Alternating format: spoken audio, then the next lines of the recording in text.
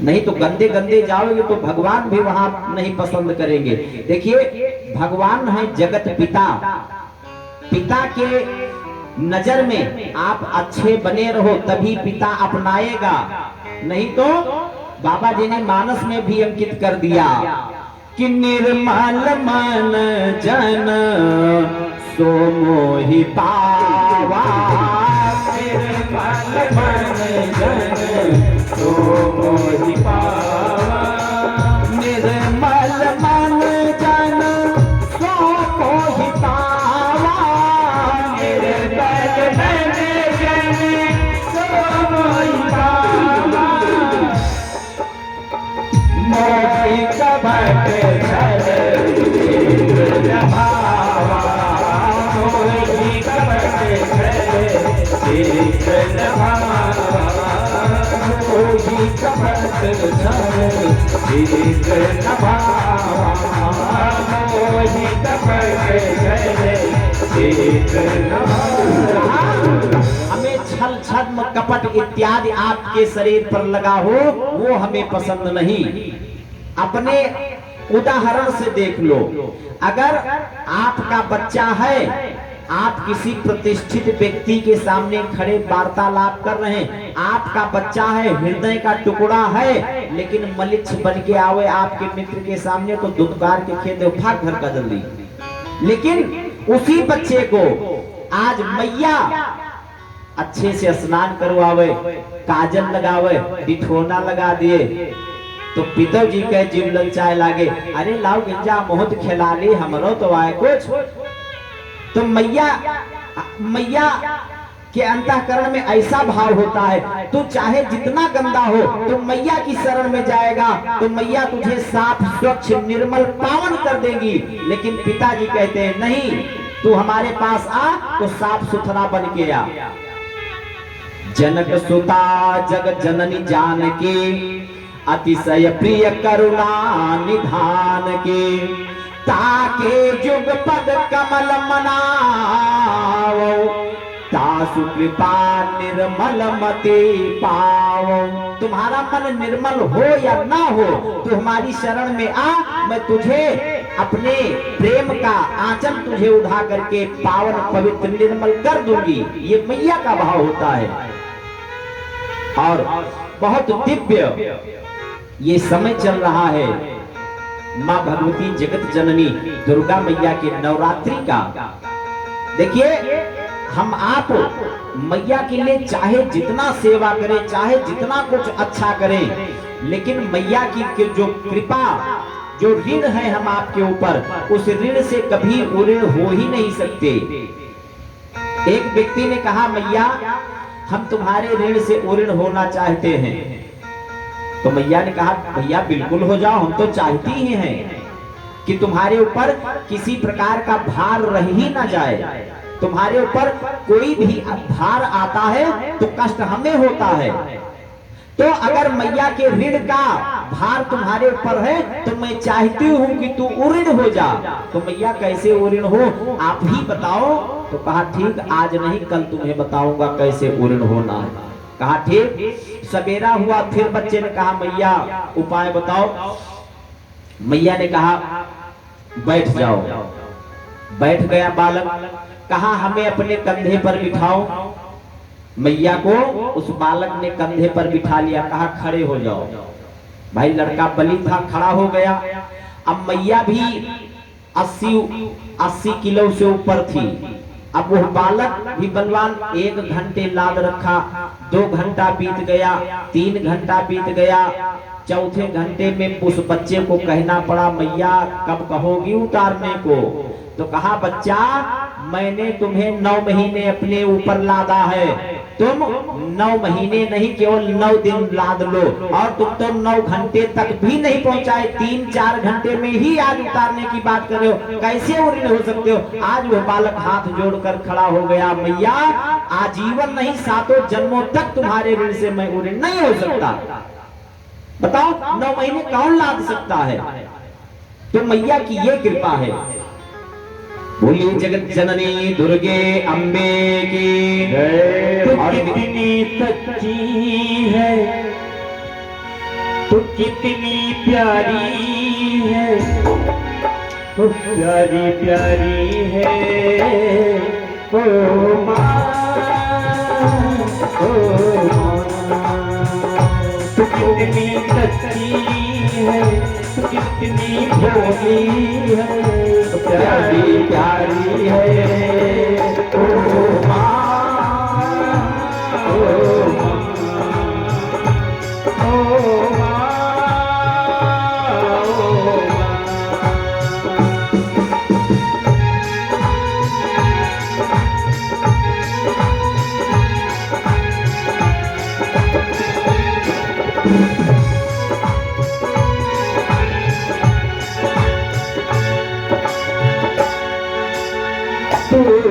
नागी है तेरी अखियाँ, मेरे लिए जागी है तू, सारी सारी रतियाँ मेरी यादें, तो अपनी निंदियाँ भी तूने वारी है ओ माँ,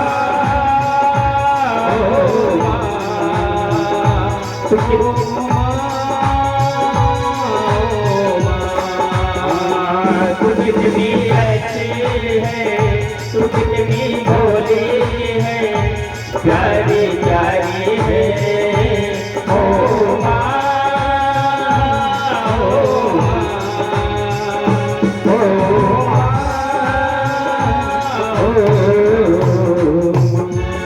बोलिए जगत जननी दुर्गे अम्बे की जय। आज आओ अपने प्रसंग पर। देखिए कुछ प्रसंग ऐसे होते हैं कि उसमें ध्यान ही नहीं रहता कि हम क्या करने के लिए बैठे हैं। बोली सच्चिदानंद भगवान की जय हो, श्री राम कृष्ण भगवान की जय हो। आज भरत जी महाराज बोल ही नहीं रहे, जड़ भरत नाम पड़ जाता है। आज पिता ने उनको पागल घोषित कर दिया। जड़ भरत जी भी यही चाहते थे, ये अच्छा हुआ हमारे ऊपर पागलपन की मुहर लग गई, अब तो जो चाहे सो कर सकते हैं।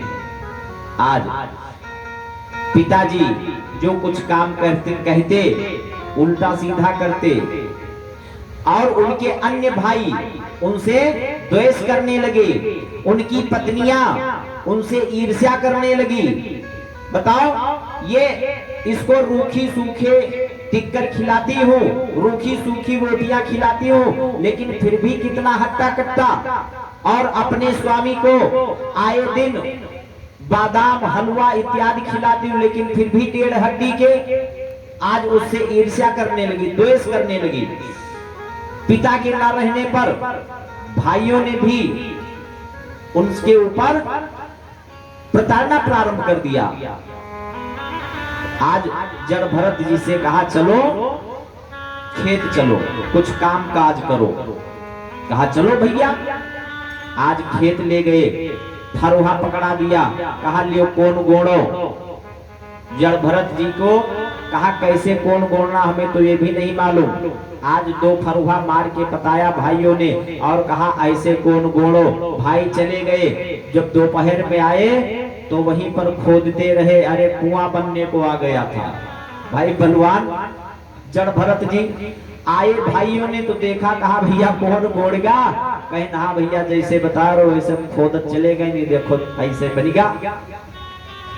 आज कौन गोड़ने की भी प्रक्रिया उनकी समाप्त हो गई। कहा अच्छा चलो तुम फरुहा बाजी ना करो, तुम केवल खेत में चिड़ियों को रखाते रहो, कोई चिड़िया ना इस खेत को चुने, कोई जानवर इसमें ना आवे। कहा ठीक भैया। अब कुछ बोल ही नहीं रहे, कैसे उन जानवरों को हट कहें। बैठे हैं आराम से, उन चिड़ियों में भी उसी ईश्वर को देख रहे हैं, भाइयों में भी उसी ईश्वर को देख रहे हैं। तो ये खेत किसका है? सब भगवान का खेत है। तो दियम वस्तु गोविंद, आपका ही दिया हुआ है, आपके ही ये पशु पक्षी हैं, राम के चिड़िया, राम के खेत। चुनो चिड़ैयो भर भर पेट। कहा चुनो। भाइयों ने आया, देखा, कहा ये तो बहुत दुष्ट हो गया, इसको जिसके लिए हम बैठाए वो कार्य ही नहीं कर रहा, पड़े रहो यहीं। छोड़कर चले आए भाइयों ने। आज एक जंगल में चोरों का सरदार भगवती भद्रकाली मैया से वरदान मांगा कि हे मैया, हमको संतान की प्राप्ति हो जाए तो मैं तुम्हें मनुष्य की बलि चढ़ाऊंगा। आज उसको पुत्र रत्न की प्राप्ति हुई और उस चोरों के सरदार ने अपने सैनिकों को भेजा कि जाओ कोई अच्छा पुरुष लेकर आओ। वो चोर लोग खोजते खोजते पहुंच गए इनके खेत और देखा जड़ भरत जी को दिव्य शरीर, दिव्य चमक है आज जड़ भरत जी के शरीर पर। कहा ये तो बहुत सुंदर पुरुष है, क्यों ना इसी पुरुष को लेकर अपने स्वामी सरदार को दें, बहुत प्रसन्न होंगे। आज जड़ भरत जी को पकड़ लेते हैं, कुछ बोल नहीं रहे, मन में यही सोचते हैं जैसी प्रभु की इच्छा, शायद आज हमें यही बदा हो, चलो जहां ले चल रहे चलने दो। ले गए चोरों के सरदार के सामने, दिव्य व्यंजनों से भोजन करवाया, मिठाई इत्यादि खिलाया, स्नान इत्यादि के पश्चात माला धारण करवाया, टीका चंदन किया और खिलाने पिलाने के बाद कहा बाबा ठीहा पे धरो मोड़। जब तलवार पहटी जाने लगी और कहा ठीहा पे मोड़ धरो, तो देखा तलवार की ओर तो कहा भाई ये तो कहा आपने व्यंजन खाया तो भाई कुछ ना कुछ रिस्क तो उठाना पड़ेगा। लेकिन जड़ भरत जी ना नहीं बोल रहे, चलो जैसी प्रभु की इच्छा, शायद भगवान को यही मंजूर हो।